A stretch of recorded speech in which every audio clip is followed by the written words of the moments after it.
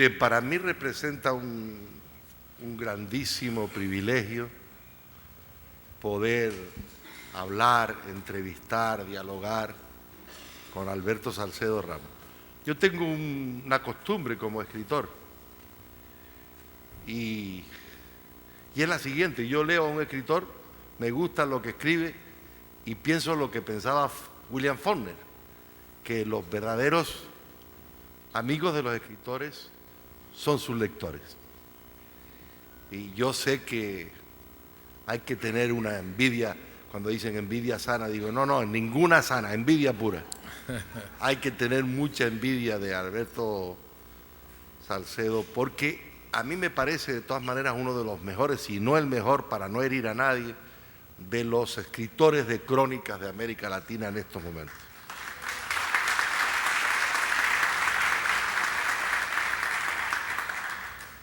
Lo que sorprende también a estas alturas, no sé si ustedes que lo han leído están de acuerdo conmigo, es que un escritor de crónicas sea un escritor tan delicadamente y tan cuidadosamente literario, que hay muchos escritores de literatura que no lo son. Y sin embargo, este hombre, que es, digamos, un escritor de periódicos, de revistas, cuida delicadamente la palabra exacta, aquello que decía Flaubert. Y yo siempre quería tener la oportunidad que tengo ahora, por eso digo que soy un privilegiado, que es preguntarle a Alberto, ¿cómo diablos haces esa maravilla? ¿De quién te copias? ¿Quiénes son tus modelos? ¿Cómo consigues? Porque una vez desayunando en Valencia, en Venezuela, te dije, ¿cuánto tiempo? Me atreví a preguntarte, ¿en cuánto tiempo escribes una de tus crónicas? Y me dijiste, bueno, 1 semana, 10 días, con una displicencia matutina espléndida. Por eso ahora me atrevo a preguntarle, ¿cómo es que aprendiste? ¿Cómo es que clavas tan perfectamente como si fuera literatura una crónica periodística? Bueno, muchas gracias a todos por haber venido. Muchas gracias, Juan Jesús, maestro. Yo creo, a mí siempre me preguntan, ¿dónde está lo literario de la escritura de crónicas? Generalmente hay un equívoco y es creer que literatura es ficción.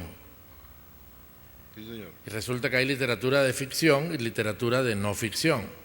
La vertiente que yo trabajo es la literatura de no ficción. A mí me parece que lo literario tiene mucho que ver con la precisión que acabas de mencionar. Me parece que, como decía Mark Twain, hay una gran diferencia entre la palabra precisa y la casi precisa.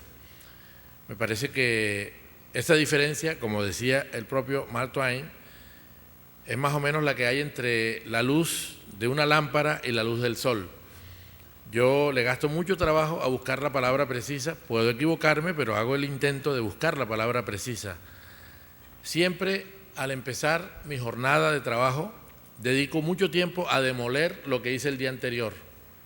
Creo mucho en lo que dice mi colega y amigo Héctor Abad, que uno de los retos que tenemos es controlar al mal escritor que tenemos por dentro. Al fácil escritor. Estamos habitados por un huevón impresionante que tiene unas ganas locas de ser él el que cuenta las historias, ¿no? Entonces toca mantenerlo a raya y decirle, espérate, no te entusiasmes mucho. Y eso se logra cuando uno ha dormido, cuando ha descansado bien y se levanta al otro día, toma buen café, tiene que haber café, y empieza a leer todo lo que hizo el día anterior y a demoler eso. Me encanta leer lo que escribo como si fuera un enemigo el que lo lee y encontrarle defectos y acribillarlo y masacrarlo y a partir de eso encontrar algo nuevo.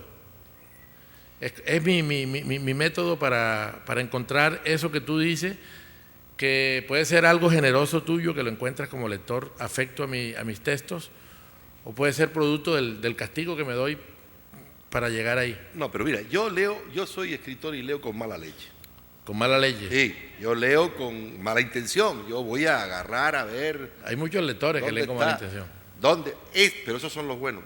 Sí, sí. Los buenos lectores son los que dicen, voy a ver dónde está. Y claro, la maravilla es no encontrar el error. Es decir, tú te vas enamorando de un texto que vas leyendo, eso se llama la paradoja del lector. El lector toma un libro muy bueno, y empieza a leerlo y empieza a corre cada vez más, porque le está gustando mucho el dulce. Pero claro, cuando le quedan 5 páginas, aprieta el freno, porque se le va a acabar el dulce. Eso se llama la paradoja del lector. Y además el lector siempre se pregunta, y yo me lo he preguntado cuando terminé de leer tus libros, digo, ¿y ahora qué hago? Yo soy un lector y ahora qué hago, pero yo soy un lector con mala uva, con afilado, es decir, un abogado del diablo.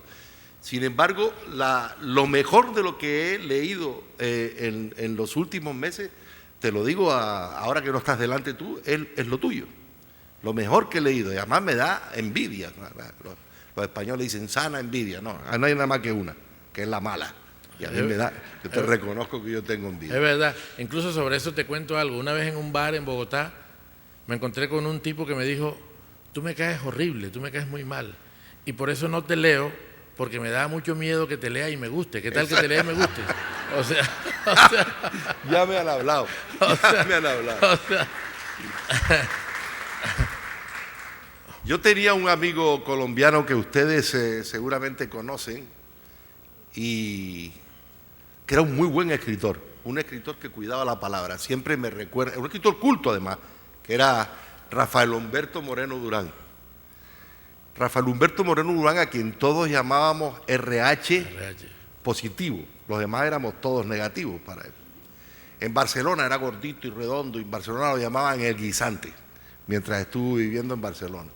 Pero este tipo contaba una cosa que era una crónica para que tú la reproduzcas, y a lo mejor algunos de ustedes ya lo conocen, pero yo voy a regalarla, me voy a permitir el gusto de regalarla, porque eso es para reescribir cuando tú tengas ya las agallas de meterte en novela, porque es absolutamente seguro, desde mi punto de vista, que Alberto Salcedo Ramos se va a meter en la novela. No sé cuándo será, pero esto de las crónicas tiene un fin. Bueno, recupero lo del RH y le doy la palabra a Alberto. Dicen que cuando era pequeño, en la segunda enseñanza, en una clase, el maestro, que era muy exigente, llegó y le dijo al alumnado, dentro de una semana cada uno de ustedes me va a traer una novela hecha, escrita por ustedes. Pues se quedaron todos muy sorprendidos, los muchachos asustados, y el maestro dijo, solamente les voy a pedir que, les voy a exigir que tenga 4 elementos: religión, sexo, enigma y nobleza. Y a la semana llegaron todos los alumnos temblando, nadie había hecho los deberes, salvo Moreno Durán, salvo RH positivo. RH positivo, cuando dice el maestro, a ver, ¿quién ha escrito la novela? Levanta la mano, y el maestro le dice, lea usted. El texto dice, ay Dios mío, dijo la señora marquesa, estoy embarazada y no sé de quién.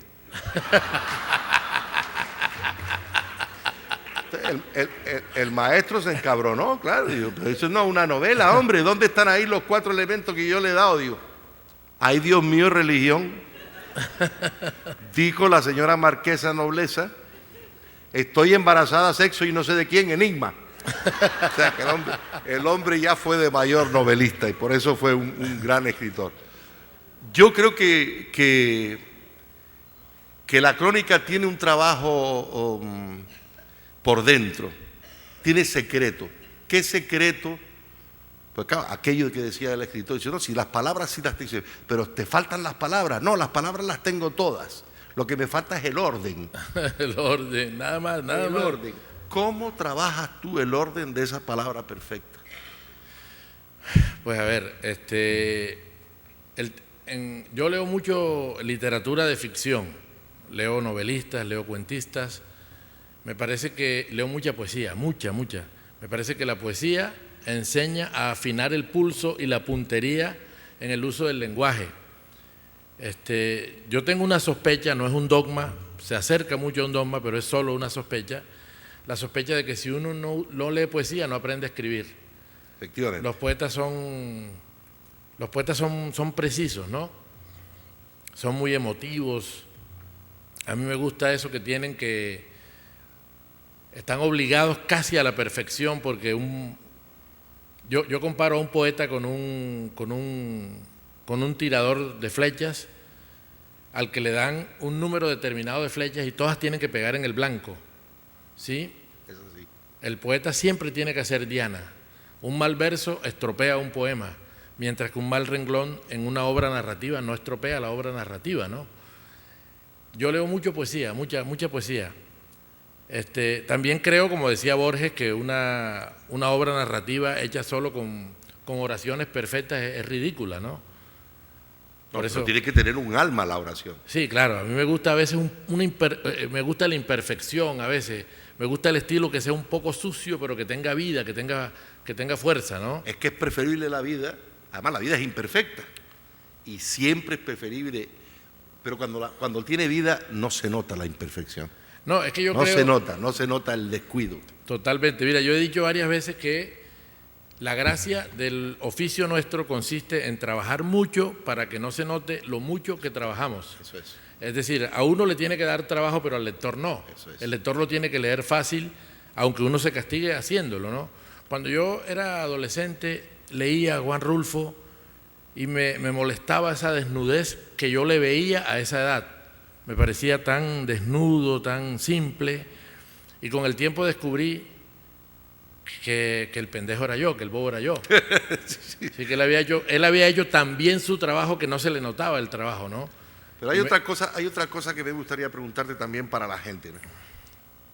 ¿Cómo llegas a la elección de los asuntos? Porque en la inmensa mayoría de los casos, los escritores de novela, los escritores de ficción, en lugar de decir que buscan el asunto, buscan el tema de la novela, sostienen mitológicamente que el tema les viene, como una paloma blanca que se posa, y estoy poseído por el santo, y el santo me obliga a escribir una novela.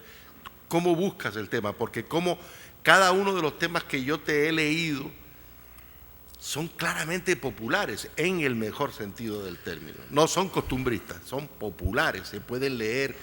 Uno puede leer las crónicas de los vallenatos o de Diomedes Díaz o de cualquiera de los que pisa y escribe Alberto Salcedo, los puede leer en Francia, los puede leer en Bélgica con la misma cercanía. ¿Cómo eliges esos temas? ¿Cómo se te aparecen? Bueno, nosotros los periodistas tenemos la misma agenda informativa que tienen todos los periodistas, ¿no? Nosotros también tenemos como materia prima de nuestro trabajo la noticia. Yo he dicho que los periodistas narrativos entramos a la crónica, entramos a los temas por la puerta de atrás, por la puerta del servicio, ¿no? Una vez hablaba con José Navia, cronista, cuando trabajaba él en El Tiempo, y él me decía que a veces iba a ciertas ruedas de prensa y al día siguiente, cuando abría el periódico de la competencia daba una primicia de un evento en el cual él estuvo presente. Y dije, no puede ser, ¿y en qué hora dijeron eso? Yo estaba ahí también y nunca lo oí, porque él no estaba pendiente de oír el discurso, tratando de extraer de ese discurso una noticia de primera página, sino que se quedaba encantado viendo la mancha de grasa que tenía el ministro en la manga de la chaqueta. Yo creo que la crónica es eso, la crónica es una mirada sobre un detalle de color, sobre un detalle aparentemente secundario de una noticia que todo el mundo ve. Te pongo un ejemplo. Cuando se realizó en Colombia la operación Jaque, la operación que trajo la libertad a Ingrid Betancourt, yo empecé a ver la rueda de prensa en la cual Ingrid Betancourt hablaba de cómo había sido su vida en la selva y de cómo había sido el rescate y de lo que venía para ella a partir de ese momento, y de pronto dice Ingrid Betancourt, estoy viva gracias a un soldado del ejército que me daba la comida pacientemente, cucharada tras cucharada, el soldado William Pérez. Y en ese momento William Pérez sale de atrás a los reflectores que lo bañan totalmente y el país se emboba con la telenovela de un hombre que era soldado y al mismo tiempo enfermero, y era tan generoso que curaba a sus compañeros de cautiverio y también al verdugo que le ponía las cadenas. Yo vi al personaje y me dije, caramba, yo tengo que escribir sobre él, pero no ahora, en este momento en que todo el mundo está pendiente de él, en este momento en que hay esa telenovela mediática sobre lo que él significa dentro del conflicto colombiano. Lo busqué un año después y recuerdo que me vi con él como 3 o 4 veces sin hacerle ni una sola pregunta. Solo me veía con él, tomaba café, y un día cualquiera lo llevé a un restaurante de La Guajira. La Guajira es un departamento de Colombia limítrofe con Venezuela. Lo llevé a ese restaurante y había un espejo allí y el espejo nos reflejaba a los dos, y empezamos a comer chivo guisado, que es un plato de la tierra de él. Y entonces yo le pregunté qué cosas comía él en la selva cuando estaba en cautiverio, y él me empezó a decir que comía hojas de matarratón, que comía empanadas de tigrillo, porque un día mataron un tigrillo, pero lo asaron y quedó muy salado, entonces después lo hicieron empanadas. Y en ese momento se produce como un juego de espejos, porque él me está hablando de las cosas horribles que comía en la selva, pero me las cuenta en un momento en que estamos comiendo algo que a él le gusta. Luego me dice que él se imaginaba su libertad con comida, que él soñaba con llegar, cuando lo liberaran o cuando la guerrilla lo dejara libre, se imaginaba llegar a su casa y que la mamá lo esperara con un banquete. Cuando yo hablé con la mamá, también se imaginaba la libertad del hijo con comida. La mamá decía, en los 10 años y 4 meses que él estuvo secuestrado, no hubo un solo día en que yo no dejara un plato adicional de comida sobre la mesa. La señora es agorera y la señora creía que si dejaba ese plato de más en la mesa, el espíritu de su hijo se iba a alimentar de noche.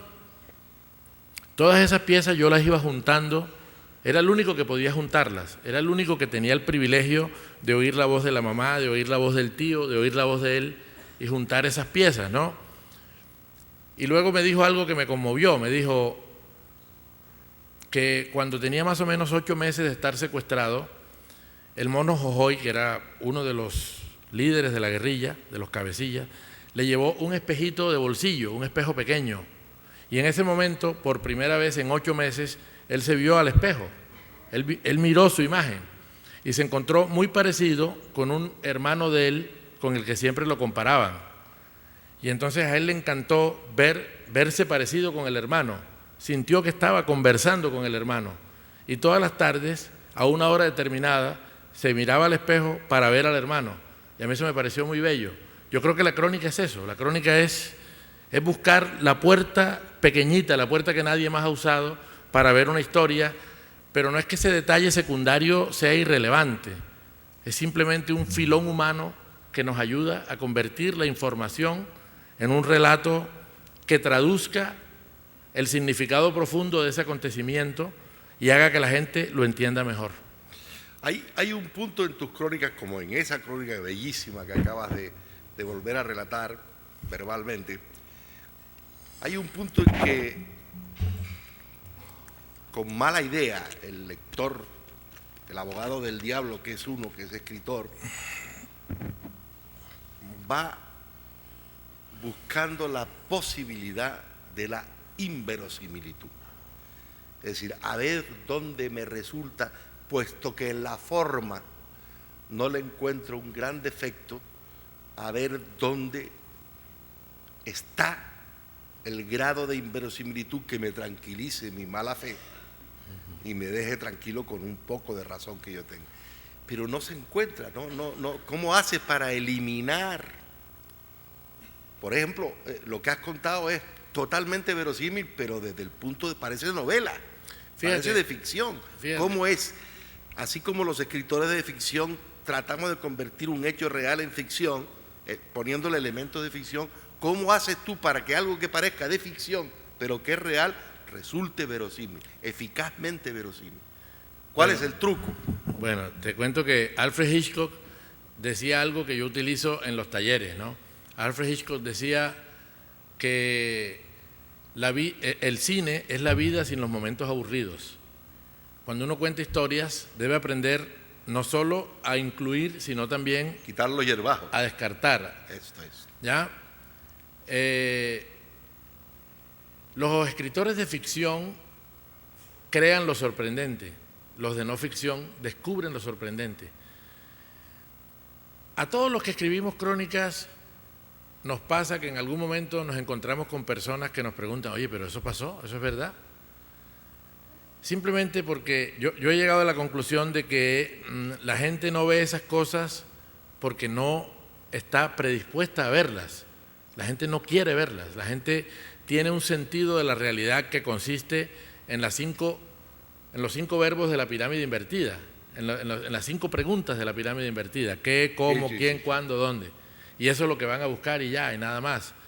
Pero nosotros llegamos y nos quedamos más tiempo y le damos la oportunidad a la realidad de que nos sorprenda, y nos damos nosotros mismos la oportunidad de ser sorprendidos por la realidad.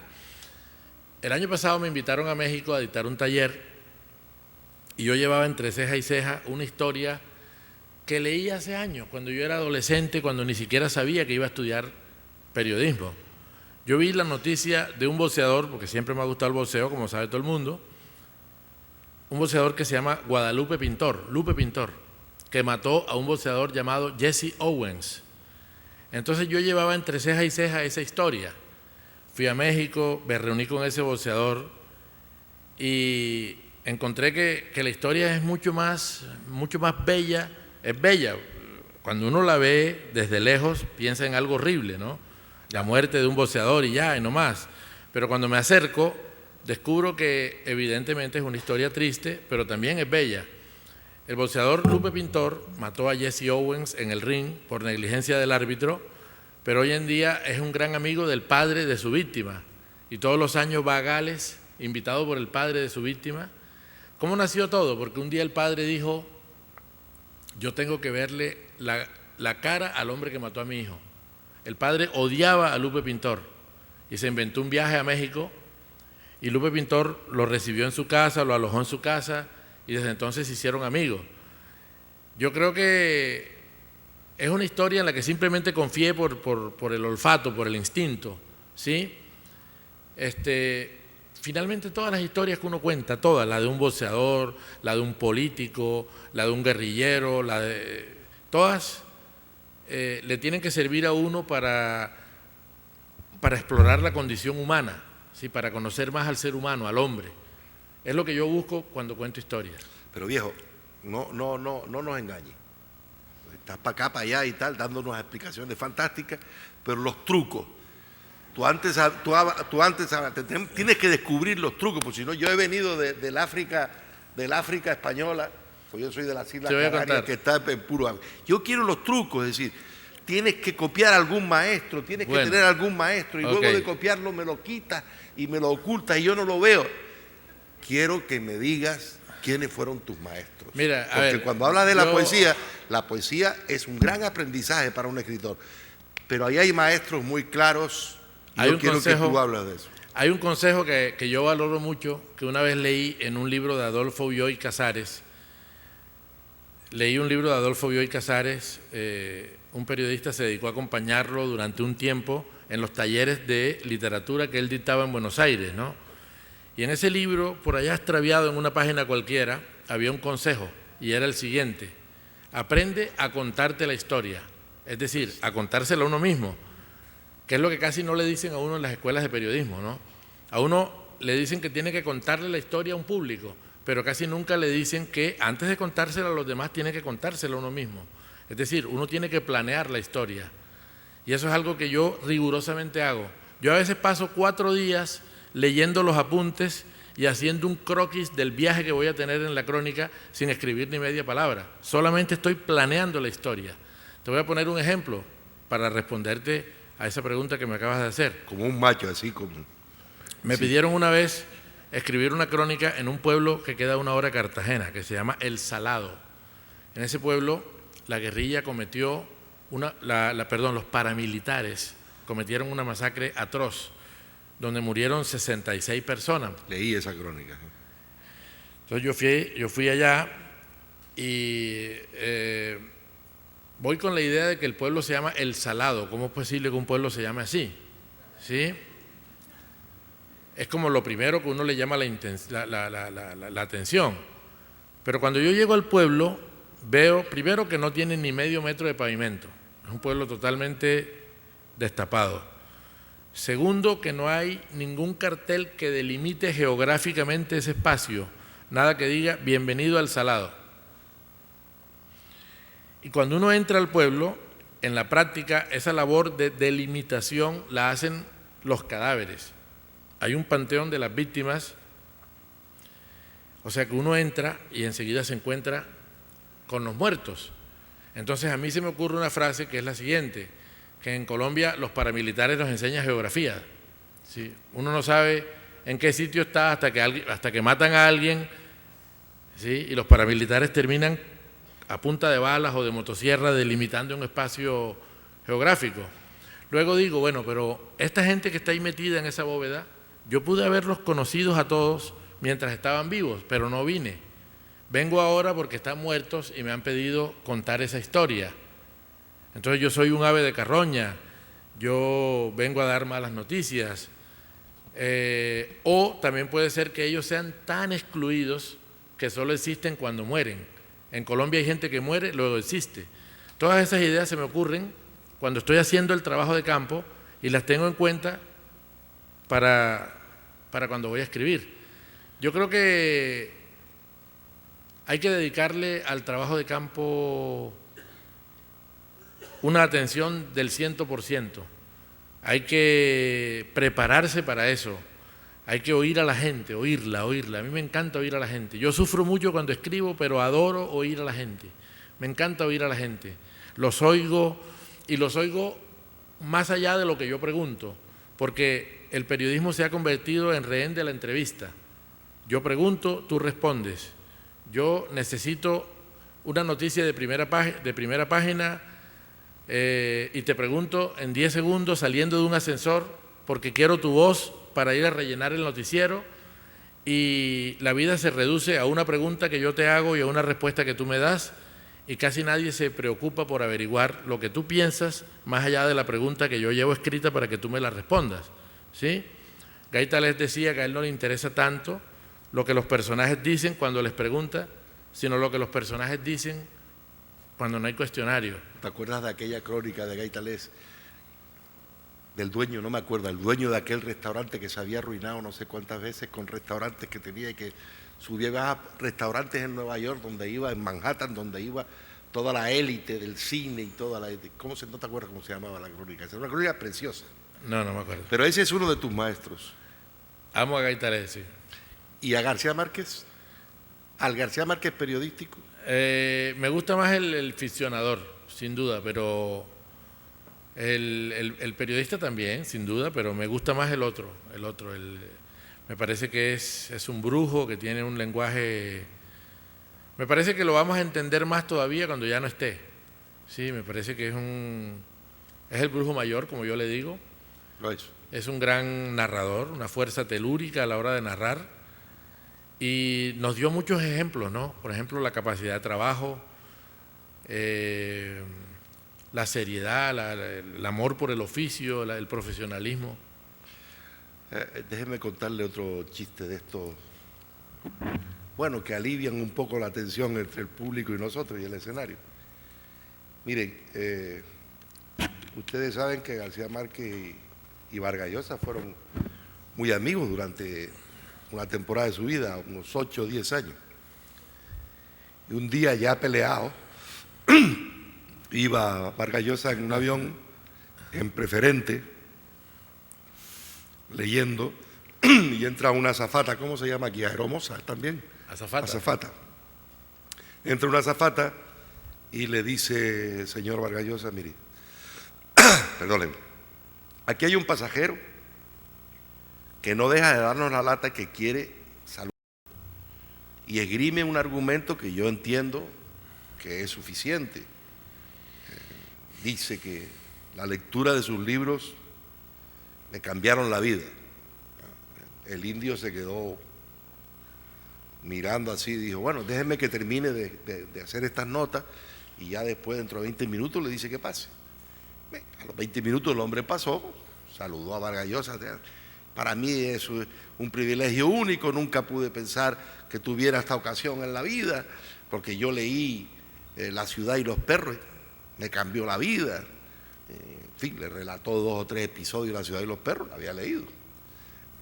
Después, bueno, ¿para qué le voy a decir de Conversación en la catedral? Le dio 2 o 3 títulos y personajes de la novela.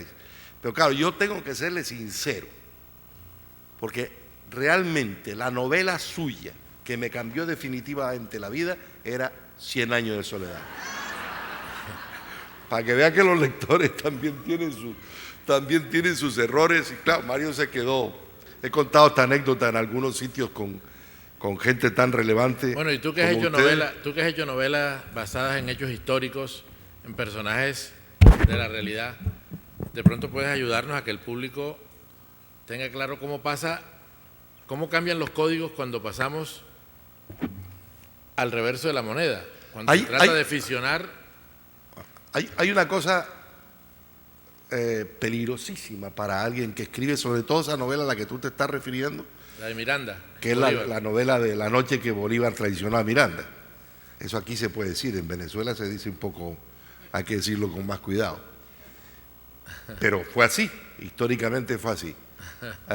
Aquí el conflicto es que la documentación histórica, la información histórica, el escritor de ficción no sea capaz de convertir incluso esa información histórica en documentación literaria.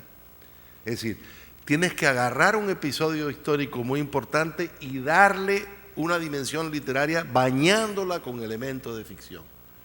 ¿Qué pensaba Miranda en el momento? No sabemos lo que pensaba Miranda en el momento en el que lo detiene Bolívar, pero hay que inventarse lo que pensaba Miranda y qué piensa, no lo que dijo Miranda. Miranda dijo bochinche, bochinche, estos son los mismos de siempre, no saben hacer más que bochinche, cosa que se repite hasta hoy y en ese bendito país desgraciadamente también.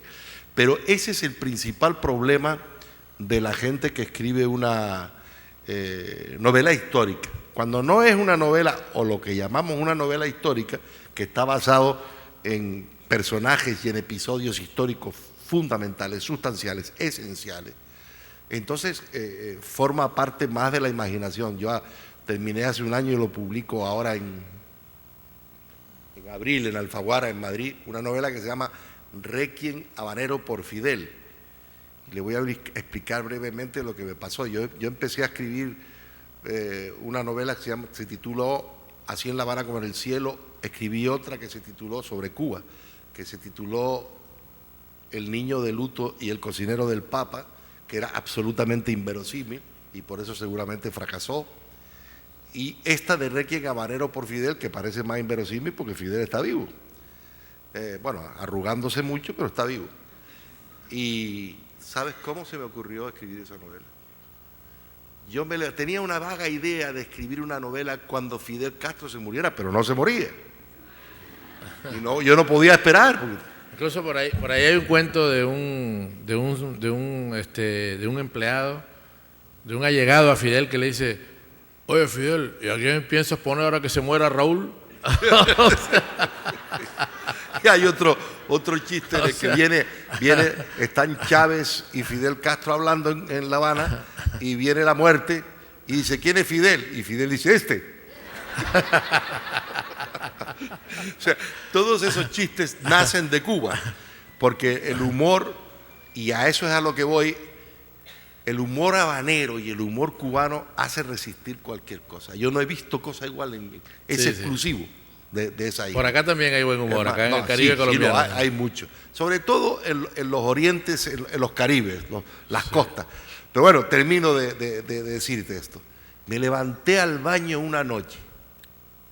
Me levanto todas las noches, claro.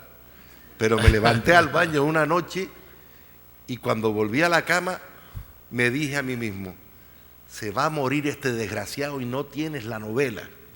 Abandoné todo lo que estaba escribiendo y me puse al día siguiente a escribir esta novela. Y salió una novela que es una tragicomedia excepcional, llena de los chistes que yo había oído en Cuba, llena de episodios, de manicomios, de locura.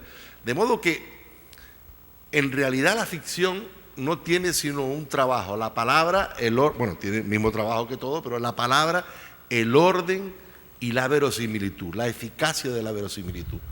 Sin embargo, yo creo que la crónica necesita más, lo que tú llamas el trabajo de campo, pegarse más al suelo. He escrito un artículo sobre ti, tus crónicas, que se publica el viernes que viene en el Cultural del Mundo en Madrid, donde digo eso, y lo que me asombra es que se pegue tanto al suelo, eso que tú dices de oír a la gente, porque realmente ese es el gran truco, saber oír a la gente, que es quien te escribe el episodio que tú llamas crónica. No, incluso yo te digo algo, fíjate, oír a la gente para mí es muy fácil, porque siempre me ha encantado. Es decir, yo no siento que esté trabajando. Yo siento que me esfuerzo cuando escribo realmente, porque me da trabajo. Se me dificulta, me toca borrar, me toca, sobre todo el encierro, ¿no? El encierro, uno no sabe cuando tiene que entregar un texto, hasta cuándo se va a alargar la jornada, uno no sabe cómo va a hacer eso, se sufre, ¿no? Cuando yo hice la crónica de Diomedes Díaz, duré un rato largo encerrado. Recuerdo que un día me estresé tanto que llamé a Cristian Valencia, un amigo mío, periodista y escritor, lo llamé por teléfono y le dije, mira, estoy tan estresado que ahora mismo considero como mi gran utopía, mi gran sueño, poder salir a la calle a pagar el recibo del agua o de la luz, porque estaba encerrado, quería ver el aire, ¿no? Quería ver la luz, quería ver la calle. Eso es lo más difícil, pero el trabajo de campo, hablar con la gente me encanta. Recuerdo que una vez me mandaron a La Guajira a hacer una crónica sobre un palabrero guayú. Los guayú son una etnia indígena nómada que está entre Venezuela y Colombia, ¿no? Es una etnia quisquillosa y allá ellos tienen un sistema de castigo y de recompensa que no tiene nada que ver con la ley colombiana. La ley colombiana para ellos es secundaria. Ellos se rigen por sus propios códigos, ¿no? Entonces, allí cuando alguien comete una falta, por ejemplo, atropellar a un niño, se mira la intencionalidad, la culpa que pueda tener, ¿sí? Y hay un palabrero guayú que va y viene entre las dos partes con tal de arreglar ese conflicto. Las faltas se pagan de dos formas, con dinero o en especies o con sangre si la persona no quiere cumplir. Yo fui a hablar con un palabrero guayú para hacer una crónica y recuerdo que estábamos en la ranchería, en su ranchería, soplaba el viento furiosamente y este palabrero guayú solo me hablaba con monosílabos, era muy lacónico. Yo recuerdo que antes de llegar a esa casa, cuando hablé con él por teléfono, él estaba un poco avergonzado de que yo fuera. Me dijo, pero es que mi casa es muy fea y el piso está sucio y no han barrido. Estaba como preocupado por esas cosas, ¿no? Cuando yo finalmente fui a hablar con él, él me hablaba solo con monosílabos y en un momento determinado a mí me pegó un olor a café y yo le dije, qué rico que huele a café, ¿por qué no me regala un tinto? Y él se levantó y me dejó solo en el patio y entró a la cocina, que estaba muy cerca de donde estábamos, y yo escuché lo que le decía a su mujer. Le decía, oye, pero ¿ahora qué hacemos? Imagínate que quiero un tinto, quiero un café. Y ese pocillo tan horrible que tenemos aquí, ¿qué hacemos ahora? ¿Por qué no vas a tal parte y prestas un pocillo? Entonces yo abandoné mi puesto y me metí en la cocina y vi un pocillo horroroso, pegado con cinta pegante, sin orejas, sin asa. Lo agarré yo mismo la olla, me serví el café y me lo tomé. Y era un tinto muy rico, estaba endulzado con panela, ¿no? Pedí repetición y cuando volvimos al patio ya el tipo no volvió a hablar con monosílabos. Ya soltó la voz. Mira, yo me he tomado donde mis personajes vasos de agua que saben a pescado, vasos de gaseosa que saben a mondongo. Y la he pasado bien porque no soy remilgoso. Yo creo que si uno, por eso de pronto, yo creo que Kapuczynski fue un poco idealista cuando dijo que quienes no son buenas personas no sirven para este oficio. De pronto no soy tan buena gente como la gente cree, no lo sé, pero por lo menos no soy remilgoso, no soy elitista por lo menos. Bueno, yo estoy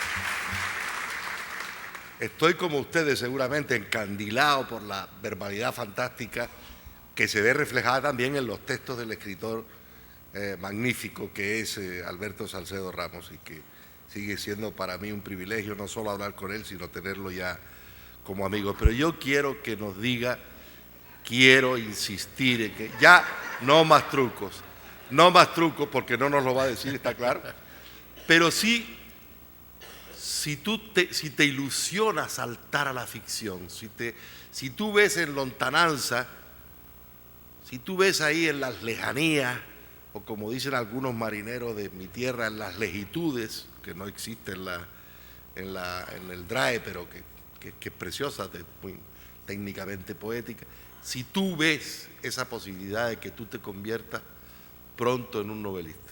Bueno, te voy a contar algo. Yo últimamente me estoy preguntando si no será que soy un gran cobarde, porque tengo derecho a hacer ficción aunque fracase. Es un derecho, ¿no? Posiblemente sea un deber también, aunque planteárselo como deber es más complicado. Pero te voy a contar algo que me pasó esta semana.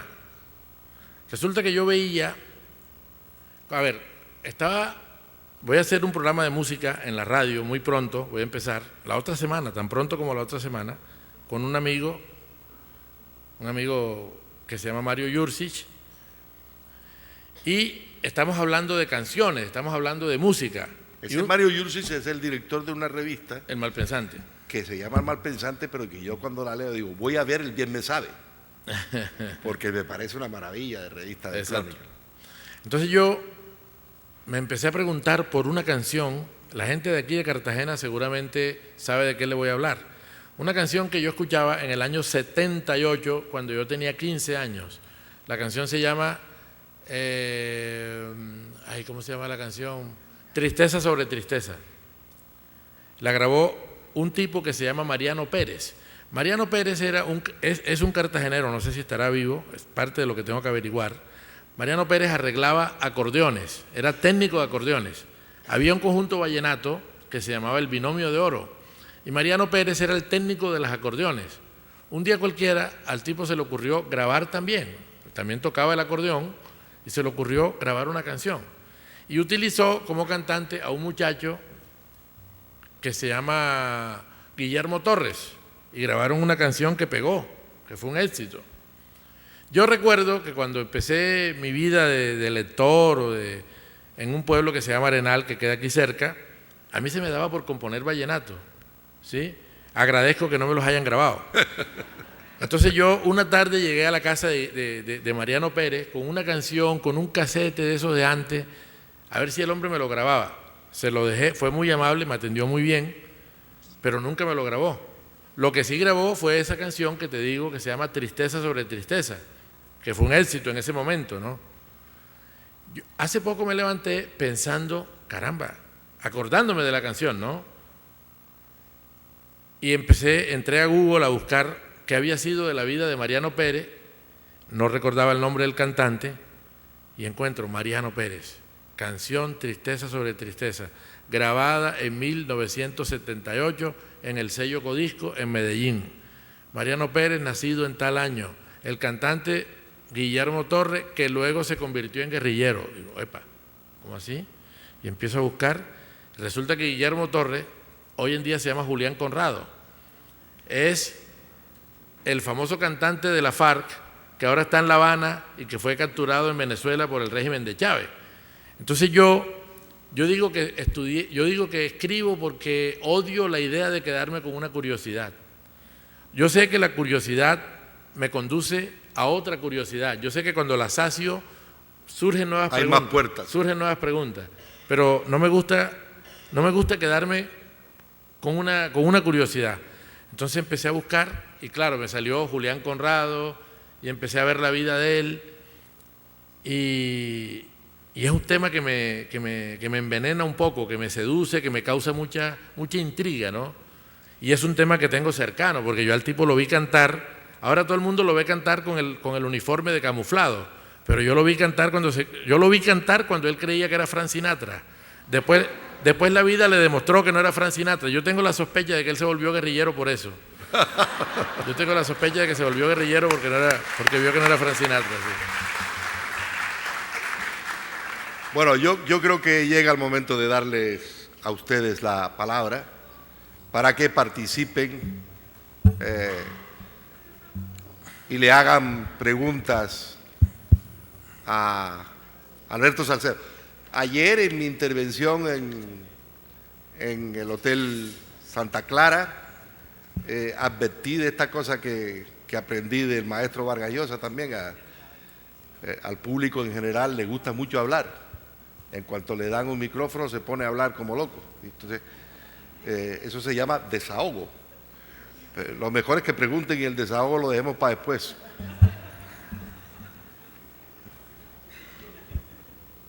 Buenas, mi nombre es Manuel Uribe, soy un admirador de sus trabajos y sus crónicas. Usted hace un par de años escribió un magnífico retrato de Diomedes, que todo el mundo creo conoce, La Eterna Parranda, pero hace unos meses escribiste en el Soho una diatriba contra Silvestre Dangond. Mi pregunta, ¿por qué lo escribiste? Y segundo, ¿qué reacción tuviste de los silvestristas? Cuando yo leí ese artículo, yo dije, miércoles, este tipo se vino con todo. Se volvió loco. Sí, entonces, ¿por qué lo escribiste y cuáles fueron las reacciones de los silvestristas? Bueno, la principal reacción fue de mi abuela, que tiene 90 años y no es silvestrista, y me regañó, me llamó a Bogotá. Mijo, pero si tú nunca habías hecho esas cosas, ¿por qué te pones en eso, mijo? Me pegó un regaño impresionante. La verdad, yo lo hice porque me parece que había que decir eso, ¿no? De pronto lo dije de manera destemplada, de pronto se me pegó esa cosa violenta de él y también fui violento, no sé. Yo creo que había que decir esas cosas. Me parece que el tipo representa una estética agresiva. Todo lo que dije ahí en el artículo, que no lo podría decir mejor de como lo dije, ¿no? Me lincharon, me dieron palo por las redes sociales, me insultaron, me desearon la muerte, me mandaron anónimo. Fue una cosa dura, pero también hubo gente que apoyó lo que dije, ¿no? Como siempre que uno hace algo crítico, recuerdo uno que dijo, amo a Salcedo Ramos porque gracias a él me he enterado de que los silvestristas leen. Entonces, hubo de todo, ¿no? Hubo de todo. De pronto hoy no lo haría. No sé, la verdad, quizás me tomé un tres esquinas y me envalentoné porque no me gusta insultar a nadie, pero bueno. Lamento no haber dicho que el tipo tiene talento. De pronto creo que me faltó decir que el tipo tiene talento para cantar. Canta unas huevonadas que no me interesan, pero las canta bien, ¿no?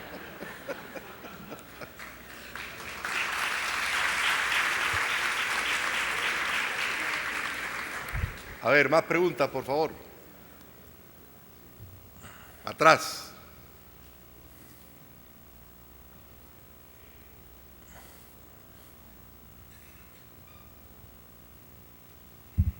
Alberto, buenas. Hola. Sí.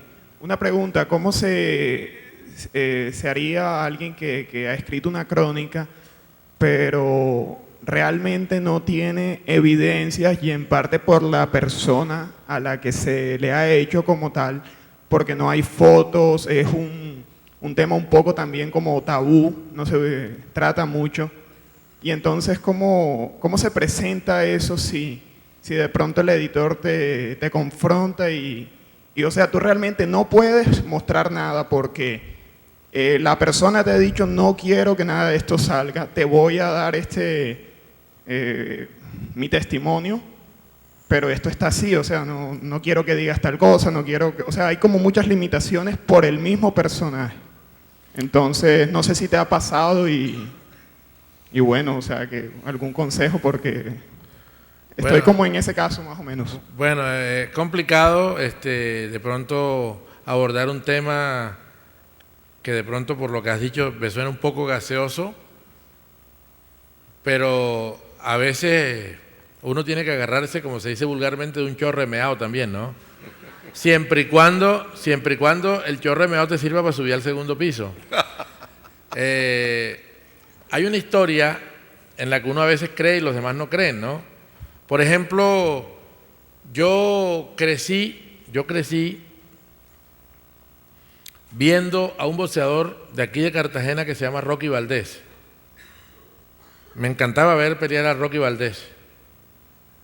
Un hombre campechano, elemental, sencillo, transparente, valiente en el ring, muy valiente.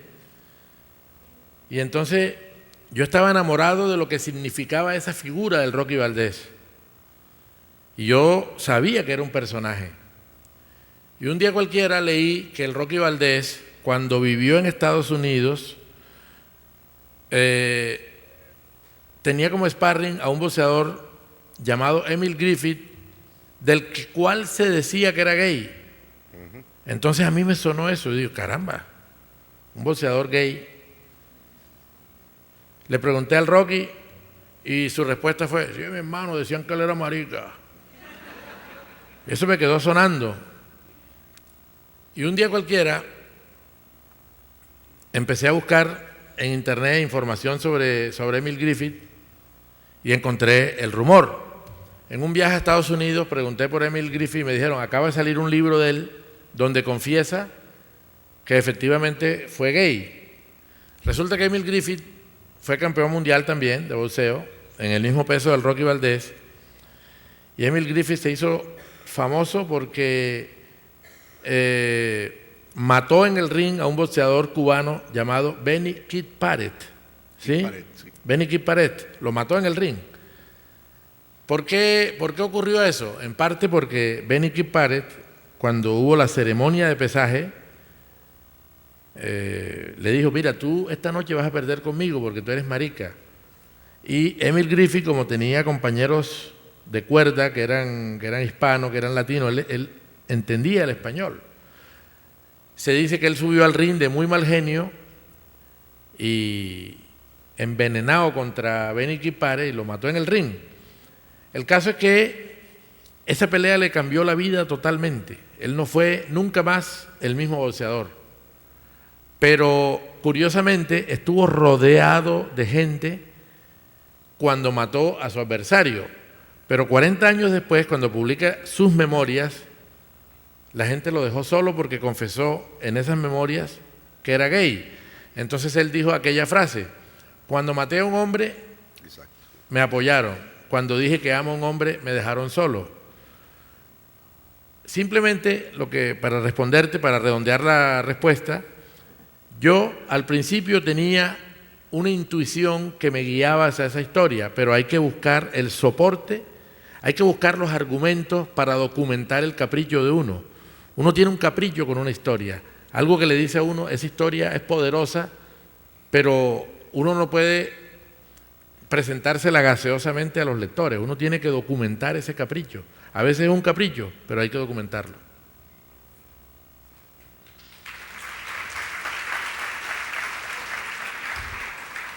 Una pregunta más, por favor. Alberto, A ver, hay más de una.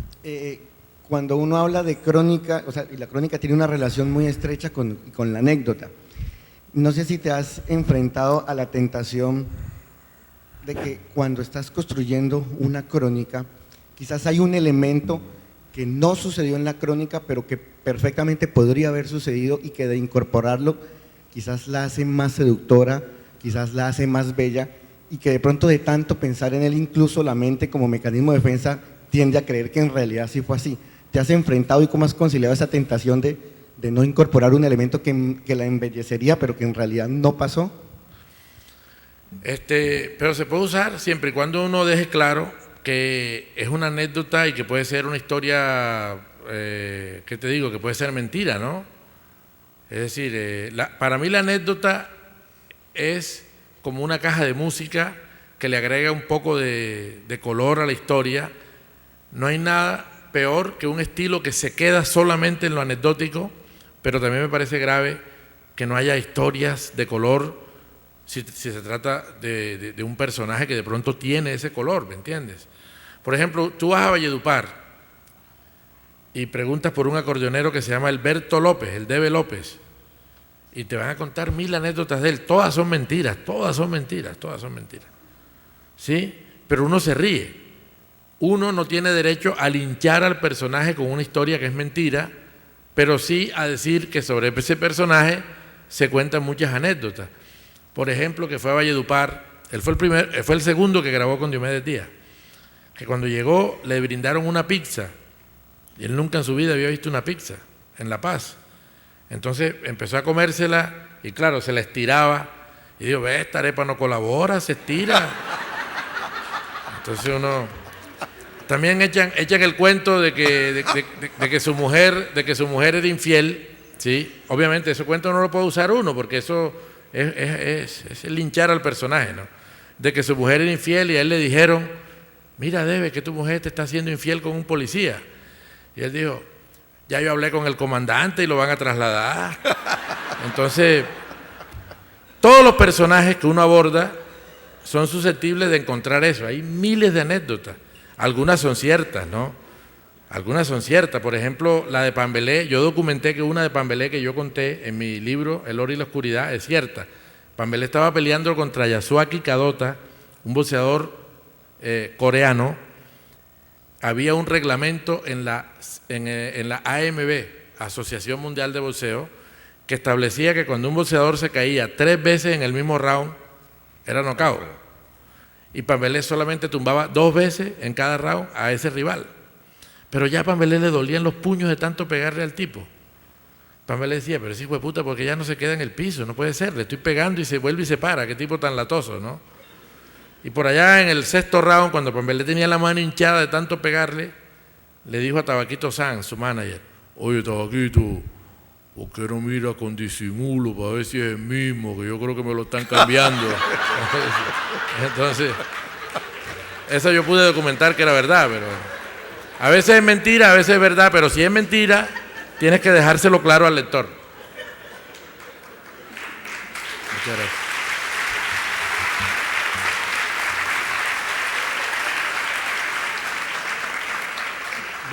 Vamos, permítanme acabar aquí con una crónica muy divertida.